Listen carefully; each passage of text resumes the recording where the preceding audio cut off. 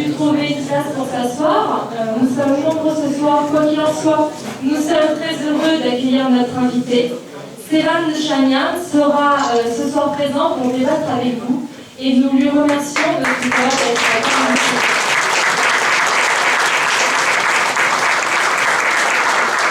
Je vous souhaite donc la bienvenue au nom de Nouvelle Arménie Magazine, l'Armenian Council of Europe et Sultraj Fedoran. Merci à eux, car c'est eux qui se sont organisés pour cette événement. Alors, je vais commencer par vous présenter très brièvement les faits chronologiques qui ont marqué la vie de Sevan Nechanian. Très brièvement, parce qu'on pourrait en parler pendant des heures. Donc, Sevan Nechanian est né en 1956 à Istanbul. Il a fait ses études au lycée américain d'Istanbul. Puis, il a intégré successivement 2 universités américaines de très grande renommée, qui sont les universités de Yale et de Columbia. Où il a étudié l'histoire, la philosophie et les systèmes politiques d'Amérique du Sud. Il est l'auteur de nombreux articles journalistiques et d'ouvrages, puisqu'il a écrit, pour n'en citer que quelques-uns, bien sûr, le premier dictionnaire étymologique turc, un guide de voyage sur la Turquie orientale, et un livre très engagé qui s'appelle « La République fautive », dans lequel il critique les fondements idéologiques de la République turque, un ouvrage, comme vous le savez, qui a fait énormément de bruit. À partir de 1993, Sevan Nechanian a vécu à Silince, un village autrefois grec du sud-ouest de la Turquie, qu'il a réhabilité pour en faire un exemple de la tradition architecturale égéenne. Avec Ali Neşin, il a fondé le Mathématique Village. C'est un établissement universitaire privé qui a remporté cette année le prestigieux prix Lilavati. Dans une Turquie où les Arméniens ne sont tolérés que s'ils se taisent, il fait partie des rares voix issues de la communauté arménienne à encore prendre le risque de tenir des propos critiques envers le kémalisme, envers l'islam et pour la reconnaissance du génocide des Arméniens. Par ses actes et par ses prises de position, il a été injustement condamné et emprisonné en Turquie en 2013 pour y effectuer une peine de 16 ans. Par chance, le 14 avril 2017, à la faveur d'une liberté conditionnelle, il a réussi à s'échapper et trouver asile en Grèce, où il s'est installé sur l'île de Samos. Sevan Nechanian fait partie du cercle très fermé de ces Arméniens courageux qui critiquent publiquement le négationnisme de l'État turc, en Turquie même. Car en Turquie, comme vous le savez, le prix à payer pour exprimer ses opinions peut coûter très cher. Hrant l'a payé très cher. Il a payé le prix fort, puisqu'il l'a payé de sa vie. Garo Paylan, aujourd'hui, député du HDP, porte la voix unanime du peuple arménien à l'intérieur même du Parlement turc, lorsqu'il évoque notamment le génocide des Arméniens. Dans le contexte actuel de la Turquie, il s'agit là d'un acte héroïque qu'il fait peser sur sa personne, un risque évidemment non négligeable. Et ce soir, Sevan Nechanian, dorénavant exilé politique, a accepté notre invitation pour dialoguer librement avec vous et apporter son éclairage sur toutes vos interrogations.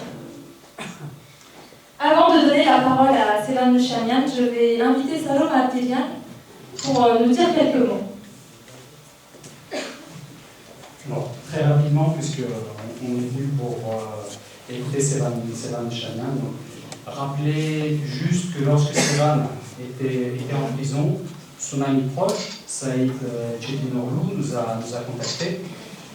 donc un ami commun, pour dire qu'il faut absolument faire parler de Neshan. Oublier Neshan, c'est faire courir des risques sur sa vie. On avait peur. Il faut rappeler le contexte à l'époque. Sevan faisait partie des très rares à parler courageusement et ouvertement du génocide des Arméniens, à critiquer l'État turc. Donc nous avons à notre place essayé de nous mobiliser et faire parler de Sevan. On a écrit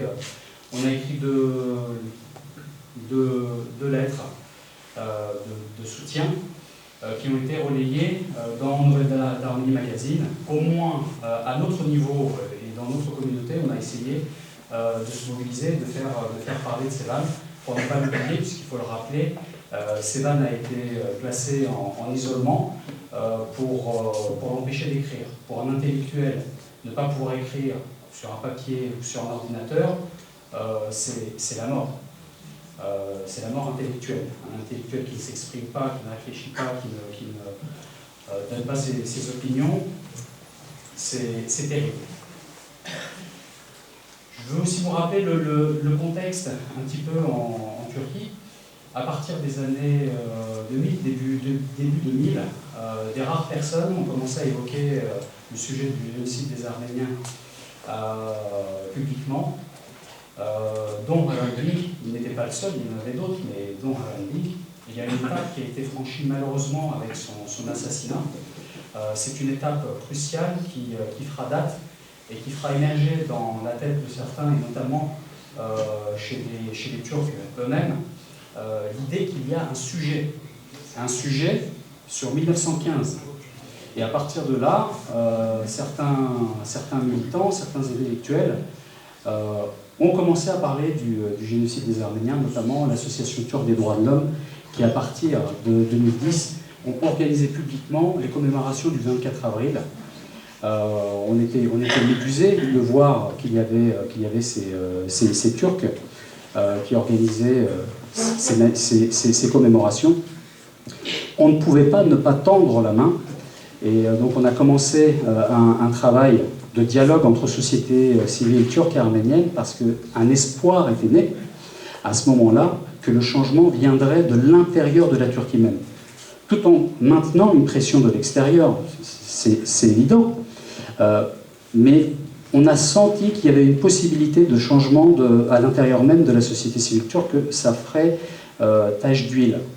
C'était notre espoir, on va dire de 2010 jusqu'à 2014. On y croyait réellement, je pense Sevan Neshanian certainement donnera son opinion, mais il y croyait également. À partir de 2015, on a vu que la situation a complètement changé. Aujourd'hui, bien sûr, cette page est complètement refermée, et on verra à l'avenir ce que ça nous donnera, mais certaines étapes ont été franchies. Aujourd'hui, malheureusement, le sujet est relégué au 15e rang des priorités de la société turque. Clairement, ce n'est plus un sujet aujourd'hui en Turquie pour la société turque. Peut-être, Ara, tu veux dire quelques mots?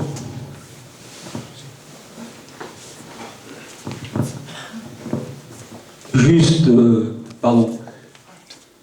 deux mots pour saluer bien sûr Sevan Neshanian, pour dire qu'on a suivi son itinéraire, qu'on a suivi son combat, qu'on a été très très inquiet à un moment donné par ses prises de position, et que malheureusement notre inquiétude s'est révélée être une inquiétude justifiée, puisqu'on a vu que les autorités turques ont essayé de lui faire payer au prix extrêmement fort, plus de 15 ans, 16 ans de prison, ses propos, ses engagements.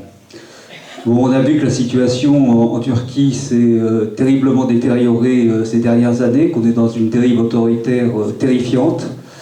On pense bien sûr aux autres intellectuels turcs qui sont aujourd'hui en prison et par rapport auxquels on se sent un petit peu impuissant et démuni. Je pense notamment à Osman Kavala, mais il n'est pas le seul, il y en a beaucoup qui sont dans cette situation.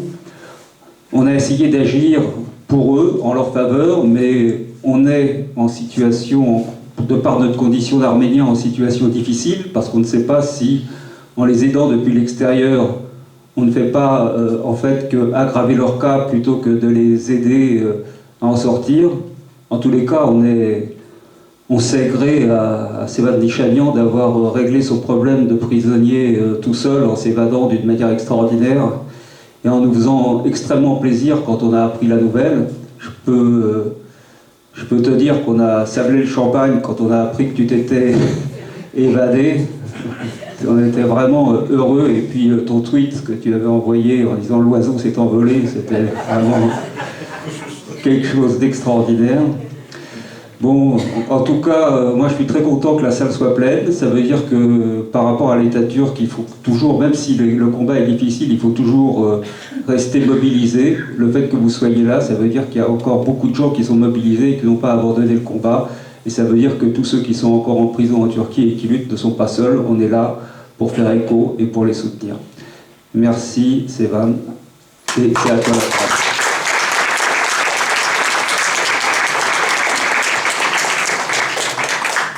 Il ne serait pas juste de ne pas nommer donc Sofraj Tebrevan, qui est le troisième co-organisateur de l'événement. Il représente un maillon important dans le dialogue entre société civile turque et arménienne, puisque les Arméniens de Turquie, de par leur nature, sont un pont entre ces sociétés. Ils connaissent la société turque et son évolution, suivent son évolution de l'intérieur à travers le regard d'un Arménien. Je pense que cette facette-là est importante pour l'ensemble des Arméniens. Donc on peut également applaudir ce Sofraj Tebrevan. Merci beaucoup.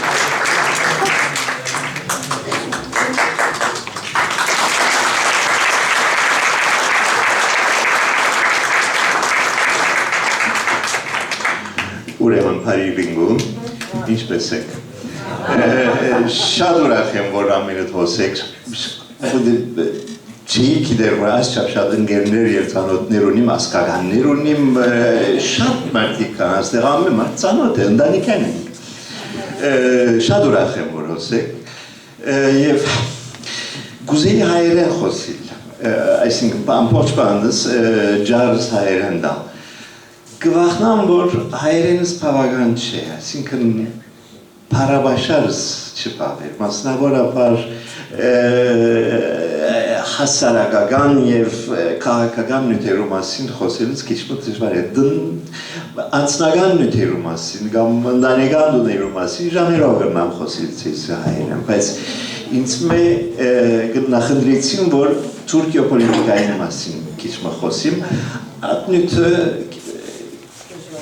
քիչ ավելի դժվար է և թուրքերեն խոսիլ կնախնդրեմ։ Արդեն շատ մենգերներ ունենք ըլլա թուրք, ըլլա քուրդ, որ ինձ լսելու եկած է, աղջիկս խոսե իրիսը և մեղք որ հայրեն չի դե իրիսը։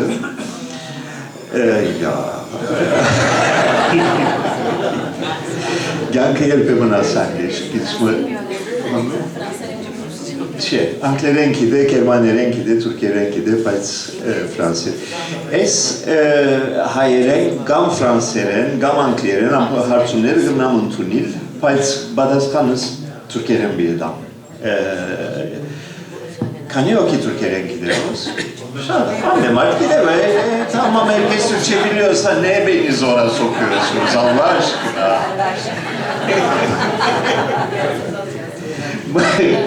O zaman ben Türkçe devam edeceğim sözüme. Her çeşitli konularda konuşmayı düşündüm aslında. Yani herkesin aklında soru varsa, hapisten nasıl kaçtın, şimdi ne yapıyorsun, Samos'ta ne yapıyorsun, ne işin var oralarda, Paris'e gelsenize vesaire vesaire. La partie arménienne, est-ce que tout le monde a compris ou vous avez besoin que je fasse une petite récapitulation? Alors, il aurait voulu s'exprimer en arménien pour la totalité du débat et de la conférence. Il estime, lui, que malheureusement, il n'a pas le vocabulaire adéquat pour parler de politique. Il peut discuter avec vous pendant des heures sur des sujets autres que politiques. mais c'est pourquoi il va s'exprimer en turc. Et d'autre part, il y a la présence ce soir de Turcs et de Kurdes, ainsi que sa fille Iris qui est présente ici et qui ne parle malheureusement pas l'arménien. Donc c'est pour ça qu'il va s'exprimer en turc, mais pour la majorité d'entre vous, je sais bien que vous le comprenez. Je vais essayer d'apporter ma modeste participation. J'ai été appelée hier un peu au pied levé parce que la personne qui devait traduire. Donc je vous prie d'excuser les erreurs que je pourrais faire, parce que Sevan Nashanian parle quand même un turc académique.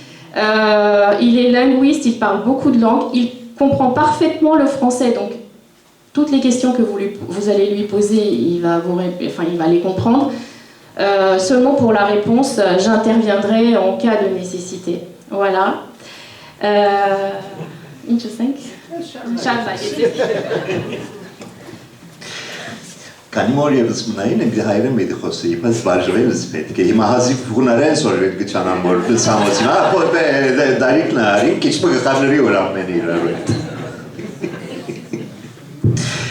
Urema. Dur Türkçe konuşuyorduk değil mi? Unuttum. 8 yıl önce burada sizin aranızdaydım. 2011'in başında. Çok güzel bir ziyaret olmuştu. O zaman da bir konuşma yapmıştım. O konuşmayı şimdi 8 yıldan sonra geçenlerde oturup okudum. Ne demişim o seferinde diye. Şoke edici bir şey. Çünkü çok iyimserdik o zaman. Çok çok optimisttik. Ve size büyük hayaller anlatmışım. O zaman o kadar optimistik ki hükümetin de desteğiyle Van'da bir Ermeniler için bir tatil köyü kurma projeniz dahi vardı. Bu 2011'in başında. Nous étions vus à Paris en début de l'année 2011, il y a 8 ans. Lorsque j'ai relu mes notes de l'époque, je m'aperçois que nous étions tous très optimistes. Je vous ai donné des faux espoirs, malheureusement, et je vous avais même parlé d'un projet d'un village arménien touristique à Vannes. Mais la situation est plus, on va dire, n'a pas évolué dans le même sens que nous l'espérions. Neden iyimserdik 2011'in başında onu bir kısaca anlatmak istiyorum. Komene startmane artıyor. Ինչու չափույս ունեինք 2011 սպանիկ ասել գուզեմ։ 5 nütbidi Ertan. Öncelikle 5 konuya değineceğim. Öncelikle biz Ermenileri ilgilendiren bir konu. Ermeni sorununun, Ermeni probleminin 100 yılın sonunda nihayet bir mantıklı çözüme kavuşacağına dair bir ümidimiz vardı 2011'de. Alors, pourquoi nous étions si optimistes? Je vais essayer de développer en 5 points. Le premier point, c'est qu'au bout sur la question arménienne, c'est qu'au bout de 100 ans, je pensais à une issue plus ou moins acceptable pour l'évolution. 2004'ten ya da 2005'ten itibaren Türkiye'de adım adım bir açılım yaşandı. Açılım bilmiyorum. Ouverture. Ermeni jenosidinin, soykırımının konuşulması mümkün hale geldi. Yavaşça serbest bıraktılar. Bu konuyu herkes, hepimiz, Türk basınında herkes sağdan ve soldan konuşmaya başladı. Konuşmak çok önemli bir adımdı. Pozitif ve negatif şeyler söylendi fakat konuşuldu. Daha önce tabuydu bu konu. Alors, entre 2004 et 2005, nous avons vécu une petite évolution, c'est-à-dire que le génocide arménien était discuté. Il était peut-être parfois contredit, on en discutait positivement ou négativement, mais du moins on en parlait parce qu'avant ça c'était un sujet tabou. Donc pour nous c'était une évolution importante. Hiç şüphesiz bu dönüşümde Hrant Dink'in ve Agos gazetesinin çok büyük bir rolü oldu. Birkaç kişi, Türkiye'de ilk kez, Etienne Mahçupyan da bunlardan biridir. Küçük bir çapta ben de bunlardan biriyim. Ermeni kökenli olmakla birlikte Türk kamuoyunda, Türk publisitesi içinde konuşan, onlarla aynı dili konuşan, onların sorunlarına hitap eden birçok sözcü, aydın kişi ortaya çıktı. Bu önemli bir gelişmeydi. Bien entendu, Agos et Hrant Dink ont joué un rôle très important dans cette ouverture. Et à cette époque, on s'est rendu compte qu'il y avait parmi les Arméniens des intellectuels qui avaient la parole au niveau de la presse ou qui pouvaient aussi débattre des problèmes des Turcs avec le même langage.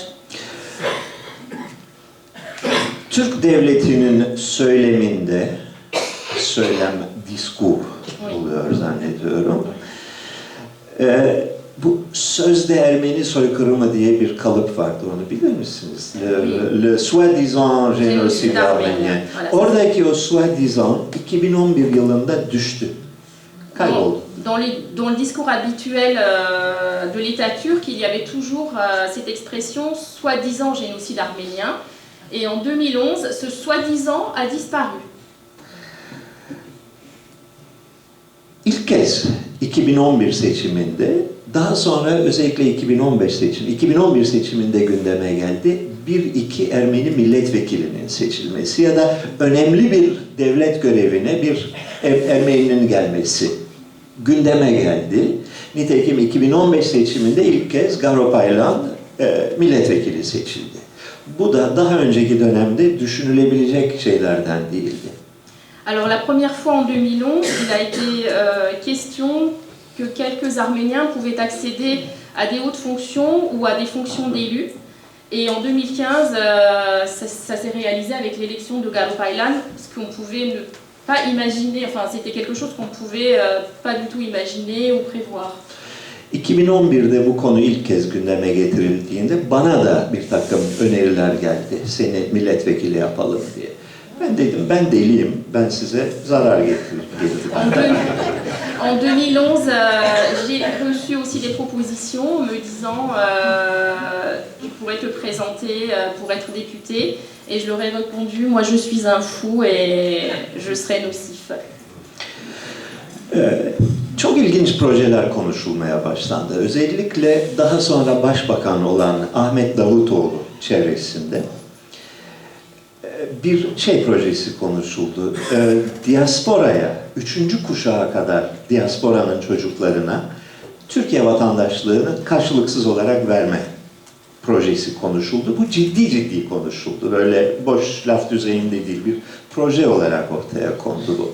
Il y a eu des projets très sérieux, des propositions très sérieuses, notamment avec Ahmet Davutoğlu qui est devenu plus tard Premier ministre. Et un de ces projets, c'était proposer à la 3e génération des enfants, des Arméniens de la diaspora, la nationalité... Jusqu'à la 3e génération, la nationalité turque sans contrepartie. Biz onlara bir proje önerdik. Bu da biliyorsunuz bir endemnite meselesi var, bir tazminat meselesi var. Bunu Türkiye Cumhuriyeti açısından en doğru çözümünün belki bir tazminat fonu oluşturmak olacağını önerdik. Bir tazminat fonu yaratılır. Bununla şahıslara tazminat verilmez. Fakat atıyorum belki üniversitede bir Ermeni enstitüsü kurulur Türkiye'de. Bir takım araştırmalara destek verilir. Belki bu diasporadan gelip yatırım yapmak isteyecek olan kişilere bir kredi fonu açılır. Böyle bir şey, bir sembolik bir olaydır bu. Fakat önemli bir adımdır. Bunu önerdik ve bizi en azından ciddi bir şekilde dinlediler. Bir sonuç çıkmadı ama dinlediler. Dinlemeleri çok önemliydi. Alors nous avons eu, nous leur avons fait une suggestion parce qu'il était question beaucoup d'indemnisation, de réparation. Nous leur avons dit pourquoi ne pas créer un fonds d'indemnisation, pas des réparations personnelles de personne à personne, mais un fonds qui pourraient aider, par exemple, à l'université, on pourrait créer un pôle arménien où ça pourrait aider des élèves. Effectivement, ils n'ont pas dit oui, mais ils nous ont écoutés et ça, c'était le plus important. Bu Ermeni sorunuyla ilgili şeyler. Daha önemli bir sorun var Türkiye'de biliyorsunuz. Kürt sorunudur. Çok daha güncel olan, çok daha yakıcı olan bir konu Kürt sorunudur. O konuda barış ümitleri 2010, 2011, 2012, 2013 yıllarında son derece canlıydı. Şunu biliyorum, başbakan olan o tarihte Recep Tayyip Erdoğan tarihe Kürt barışını sağlayan adam olarak geçmeyi hayal ediyordu. Kafasındaki bir rüya buydu. Alors, la deuxième question, c'est la question kurde, on pourrait dire. C'est une question plus d'actualité. C'est une question plus, on va dire, plus brûlante. Voilà, brûlante, exactement. Et vraiment, on a senti en 2010-2011 des actes pour résoudre ce problème et apporter la paix. Et Erdogan, qui était le Premier ministre à l'époque, voulait vraiment être cet homme qui a déclaré la paix aux Kurdes. C'était vraiment son rêve en fait. Tarihe öyle geçmek Oui, istiyor. enfin il voulait s'inscrire dans l'histoire avec cette image-là, Erdogan qui a apporté la paix avec les Kurdes. Kritik konulardan biri Kürt barışı konusunda ana dilde eğitim meselesiydi. Yani Kürtçe eğitim meselesi. Enteresan bir şekilde tam olarak 2010 yılının Ekim ayından itibaren bütün Türk basını, devletin kontrolünde olan bütün Türk basını ana dilde eğitimin son derece doğal bir hak olduğu tezini işlemeye başladı. Alors, une des questions les plus importantes, c'était l'apprentissage de la langue kurde dans les écoles. Et en octobre 2010, la majorité de la presse turque, la presse qui était sous contrôle un peu de l'État, regardait très favorablement cette idée et ça ils en parlaient en disant que c'était très naturel d'apprendre sa langue maternelle à l'école. Benim dolaylı olarak içinde bulunduğum bir proje, Kürtçe yer adlarının iadesiydi. Bu konuda birdenbire çok geniş bir konsensus oluşmaya başladı. Birçok araştırma kuruluşları, bunlar kamuyla iş yapan araştırma kuruluşları, yer adlarının iadesi için, Kürtçe yer adlarının iadesi için neler yapılabilir konusunda seminerler, konferanslar yapmaya başladılar. Ben bunlara çok davet edildim. Çünkü yer adları konusunda en çok çalışan kişiyim ben Türkiye'de. Alors, une de mes suggestions, et j'ai mené un travail là-dessus, c'était le retour des noms des lieux, c'est-à-dire des villages ou des villes kurdes, c'est-à-dire qui ont été renommés en turc, qu'on retourne au nom kurde. Et c'est pour ça que j'ai été invitée à beaucoup de séminaires ou de conférences, parce que je travaille beaucoup sur ces sujets-là. Il a fait la même chose aussi sur les villages arméniens aussi. Voilà. Il y avait beaucoup Türkiye'deki çoğu yer adı 1960'lara kadar Ermenice, Rumca, Lazca, Gürcüce, Kürtçe, Arapça, Süryanice'ydi. Bunların hepsi kaldırıldı. Standardize Türkçe isimler verildi. C'est-à-dire qu'on a jusqu'aux années 1960, les noms de lieux pouvaient être arméniens, grecs, turcs, lazes, enfin toutes les